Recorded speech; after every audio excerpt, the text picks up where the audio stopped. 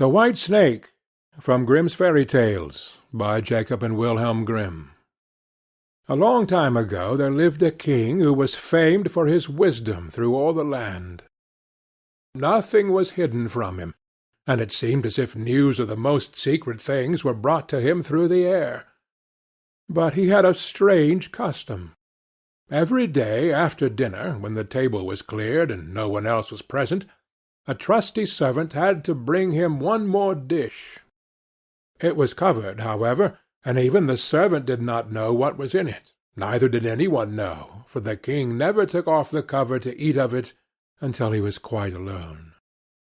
This had gone on for a long time, when one day the servant who took away the dish was overcome with such curiosity that he could not help carrying the dish into his room. When he had carefully locked the door, he lifted up the cover, and saw a white snake lying on the dish. But when he saw it, he could not deny himself the pleasure of tasting it, so he cut off a little bit and put it into his mouth. No sooner had it touched his tongue than he heard a strange whispering of little voices outside his window. He went and listened, and then noticed that it was the sparrows who were chattering together, and telling one another of all kinds of things which they had seen in the fields and woods.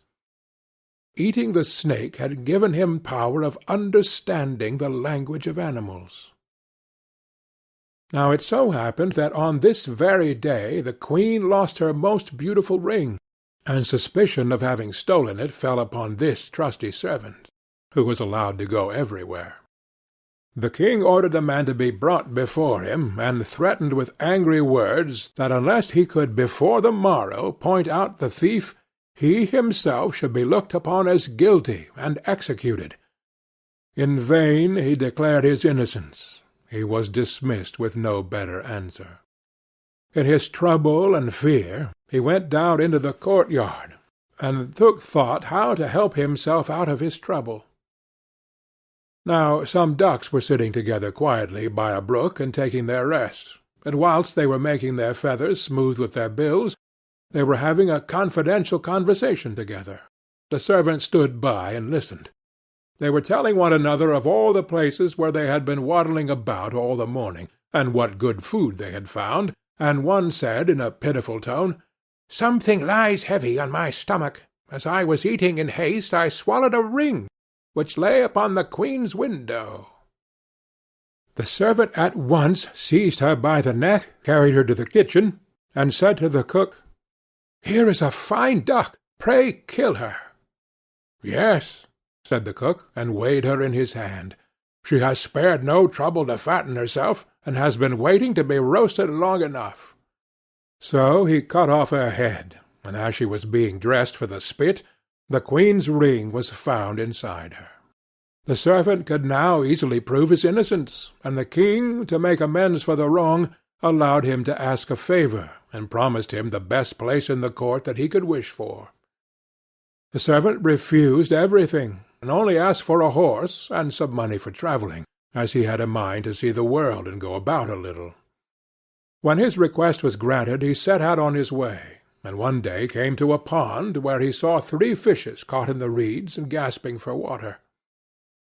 Now, though it is said that fishes are mute, he heard them lamenting that they must perish so miserably. And as he had a kind heart, he got off his horse and put the 3 prisoners back into the water. They leaped with delight, put out their heads, and cried to him, "We will remember you and repay you for saving us." He rode on, and after a while it seemed to him that he heard a voice in the sand at his feet. He listened, and heard an ant-king complain, "Why cannot folks, with their clumsy beasts, keep off our bodies? That stupid horse, with his heavy hoofs, has been treading down my people without mercy." So he turned on to a side path, and the ant-king cried out to him, "We will remember you. One good turn deserves another." The path led him into a wood, and there he saw 2 ravens standing by their nest and throwing out their young ones. "Out with you, you idle good-for-nothing creatures!" cried they. "We cannot find food for you any longer. You are big enough, and can provide for yourselves." But the poor young ravens lay upon the ground, flapping their wings, and crying, "Oh, what helpless chicks we are! We must shift for ourselves, and yet we cannot fly. What can we do but lie here and starve?" So the good young fellow alighted and killed his horse with his sword, and gave it to them for food. Then they came hopping up to it, satisfied their hunger, and cried, "We will remember you. One good turn deserves another." And now he had to use his own legs, and when he had walked a long way, he came to a large city. There was a great noise and crowd in the streets, and a man rode up on horseback, crying aloud, "The king's daughter wants a husband, but whoever seeks her hand must perform a hard task, and if he does not succeed, he will forfeit his life." Many had already made the attempt, but in vain.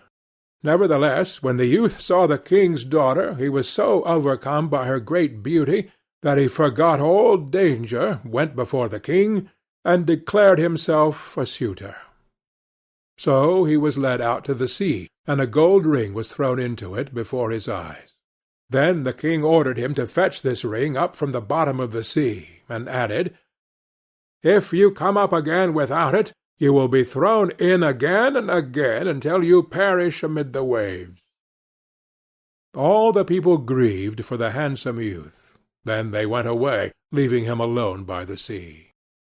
He stood on the shore and considered what he should do, when suddenly he saw 3 fishes come swimming towards him, and they were the very fishes whose lives he had saved. The one in the middle held a mussel in its mouth, which it laid on the shore at the youth's feet, and when he had taken it up and opened it, there lay the gold ring in the shell. Full of joy he took it to the king, and expected that he would grant him the promised reward. But when the proud princess perceived that he was not her equal in birth, she scorned him, and required him first to perform another task. She went down into the garden, and strewed with her own hands 10 sacks full of millet seed on the grass. Then she said, "Tomorrow morning, before sunrise, these must be picked up, and not a single grain be wanting." The youth sat down in the garden and considered how it might be possible to perform this task.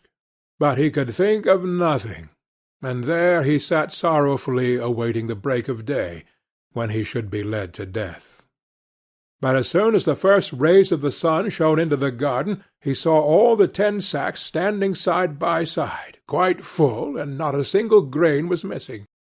The ant-king had come in the night with thousands and thousands of ants, and the grateful creatures had by great industry picked up all the millet seed and gathered them into the sacks. Presently the king's daughter herself came down into the garden, and was amazed to see that the young man had done the task she had given him. But she could not yet conquer her proud heart, and said, "Although he has performed both the tasks, he shall not be my husband until he has brought me an apple from the tree of life." The youth did not know where the tree of life stood, but he set out, and would have gone on forever, as long as his legs would carry him, though he had no hope of finding it. After he had wandered through 3 kingdoms, he came one evening to a wood, and lay down under a tree to sleep. But he heard a rustling in the branches, and a golden apple fell into his hand. At the same time 3 ravens flew down to him, perched themselves upon his knee, and said, "We are the 3 young ravens whom you saved from starving. When we had grown big, and heard that you were seeking the golden apple, we flew over the sea to the end of the world, where the tree of life stands, and have brought you the apple." The youth, full of joy, set out homewards, and took the golden apple to the king's beautiful daughter, who had now no more excuses left to make. They cut the apple of life in 2, and ate it together, and then her heart became full of love for him, and they lived in undisturbed happiness to a great age. End of The White Snake.